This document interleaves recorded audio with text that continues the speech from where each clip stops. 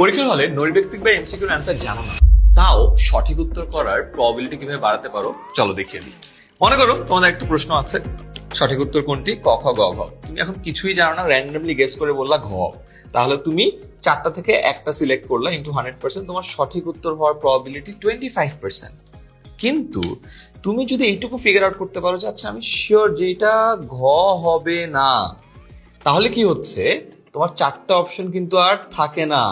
তুমি কি করছো, 3টে অপশন ক খ গ থেকে একটা সিলেক্ট করছো, তার মানে তোমার রাইট অ্যান্সার হওয়ার প্রবাবিলিটি হয়ে যায় 33%। আর তুমি যদি আরো ফিগার আউট করতে পারো আচ্ছা আমি আরো একটু শিওর যে খ হবে না, তাহলে অপশন বাকি থাকে কয়টা, 2টা। সেক্ষেত্রে তোমার সঠিক উত্তর হচ্ছে 2টা থেকে একটা, তার মানে 50%।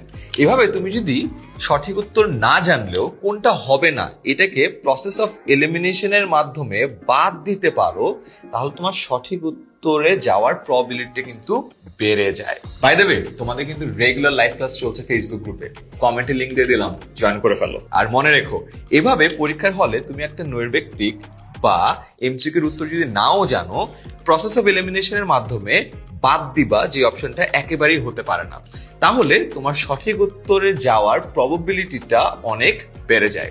Best wishes for year final exam.